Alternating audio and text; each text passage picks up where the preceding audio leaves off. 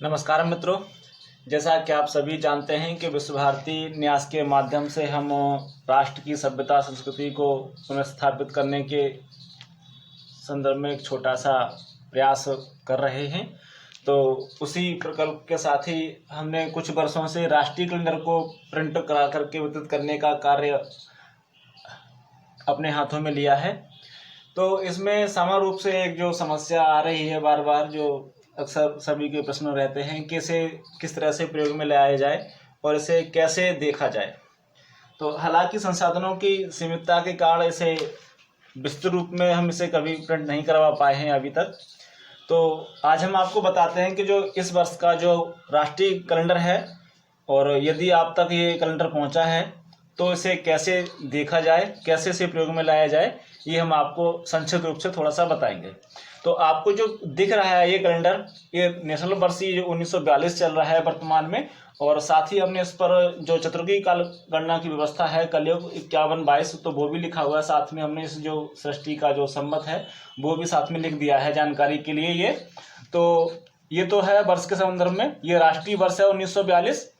और इसे देखना कैसे है, हमने इसमें सुविधा के लिए राष्ट्रीय कैलेंडर के साथ साथ ईसाई कैलेंडर की भी डेटों को इंगित किया है, लेकिन ये सिंगल पेज का कैलेंडर होने के कारण वो बहुत ही संक्षिप्त और छोटे अक्षरों में है, तो उसे देखने में सामान्य रूप से थोड़ी सी परेशानी तो आती ही है। लेकिन आप यहाँ अब जो है उसे किस तरह से प्रयोग में लाया जाए, जैसे कि वर्तमान में आज जो डेट है वो 7 अगस्त है।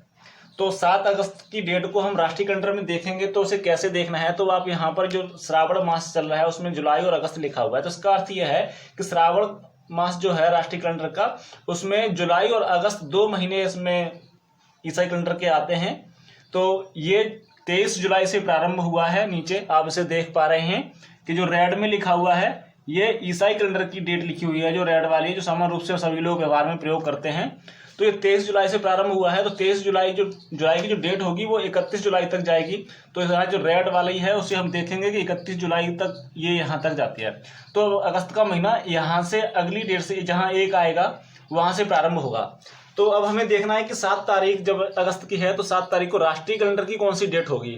तो हम यहाँ से देखेंगे जब 1 2 3 4 5 6 7, तो यहाँ 7 तारीख आ रही है जो शुक्रवार को है। और यहाँ राष्ट्रीय कैलेंडर की डेट जो है वो 16 तारीख है, श्रावण की 16 तारीख है। और इसमें एक और जो चीज जो दी गई है जिसे भी आपको ध्यान में रखना चाहिए, इसमें साथ साथ में जो परंपरागत कैलेंडर है हमारा भारतीय सभ्यता का, जो सामान्य रूप से जिसके माध्यम से त्योहार आदि मनाए जाते हैं, जो चंद्रमास पर निर्धारित होता है, तो उसकी तिथियों को भी हमने इस पर इंगित करने का प्रयास किया है। हालांकि बहुत ही संक्षिप्त उसका आकार है। तो यहाँ पर आप इस तरह से देख सकते हैं कि यदि 7 अगस्त की हम तिथि देखना चाहते हैं और उसकी राष्ट्रीय कैलेंडर की डेट देखना चाहते हैं तो हम देख सकते हैं कि 7 तारीख यहाँ रेड में लिखा हुआ है नीचे, तो जो ब्लू में लिखा हुआ है वो 16 तारीख है राष्ट्रीय कैलेंडर की। और इस 16 तारीख को जो अपना परंपरागत जो कैलेंडर है चंद्रमास है, तो उसकी कौन सी तिथि है, तो हम इसे देख सकते हैं कि चतुर्थी यहाँ लिखा हुआ है। तो इसे इसी तरह से देखना है। जो ईसाई कैलेंडर है वो रेड अक्षरों में नीचे लिखा गया है और राष्ट्रीय कैलेंडर की जो डेट है वो ब्लू अक्षरों में लिखी गई है। और जो परंपरागत मासिक जो तिथियां होती हैं हमारी, इसके अनुसार हमारे सभी परंपरागत जो त्योहार मनाए जाते हैं वो ऊपर काले अक्षरों में लिखा गया है, द्वितीय तृतीय चतुर्थी। तो इसी तरह से जब हम अगले महीने को देखेंगे श्रावण मास के बाद जब भाद्रपद में, तो सेम वही क्रम रहेगा। हम रेड जो ईसाई कैलेंडर की डेट है उसके माध्यम से राष्ट्रीय कैलेंडर की डेट को पहचान सकते हैं और साथ ही उसके साथ ही हम तिथि को भी जान सकते हैं।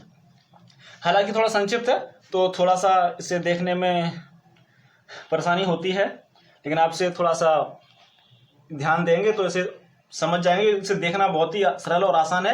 और साथ ही बता दूं कि राष्ट्रीय कैलेंडर की जो तिथियां हैं वो बिल्कुल ही फिक्स हैं, कभी भी घटती बढ़ती नहीं है। जिस तरह से जो परंपरागत कैलेंडर है उसकी तिथियां आगे पीछे हो जाती हैं, जैसे द्वितीय तृतीय एक साथ आ जाती है, कोई डेट मिस हो जाती है, तो राष्ट्रीय कैलेंडर में ऐसा नहीं है। इसके जो सभी महीने हैं, सभी की जो तिथियां हैं वो पूरी तरह से फिक्स है। और इसमें आप देख भी सकते हैं कि जो चैत्र महीना होता है, यदि लीप वर्ष है तो वो 31 का होगा हर बार, और लीप वर्ष जब नहीं है तो हमेशा ही 30 का रहेगा। और उसके बाद वैशाख से लेकर के भाद्रपद तक सभी महीने 31 के होते हैं और ये हमेशा ही 31 के रहने वाले हैं, जिनमें कभी भी कोई डेट आगे पीछे नहीं होगी। और आश्विन से लेकर के आश्विन, कार्तिक, अग्रहायण और पौष और माघ, फाल्गुन तक सभी महीने 30 दिनों के होते हैं। तो इस तरह से देखेंगे कि आपके 5 महीने हमेशा स्थायी रूप से 31 दिनों के हैं और उसके बाद के जो 6 महीने हैं वो 30 दिनों के हैं। और पहला जो चैत्र महीना है यदि लीप ईयर है तो 31 का होगा और लीप ईयर नहीं है तो वो 30 दिन का होगा।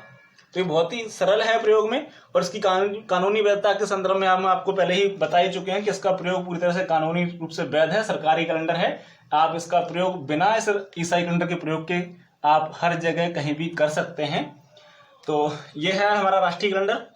आप अब इसे मुझे लगता है कि आप इसे देख पाएंगे, उसमें कोई समस्या नहीं होगी। यदि उसके बाद भी आपको कोई संशय रहता है तो आप यहाँ हमारी वेबसाइट जाकर के विजिट करें bbnbharat.org और अपने जो भी प्रश्न हैं वो आप हमें सुझाएं और हम उनके उत्तर आपको यथाशीघ्र समय पर देंगे। और तब तक के लिए धन्यवाद, नमस्कारम।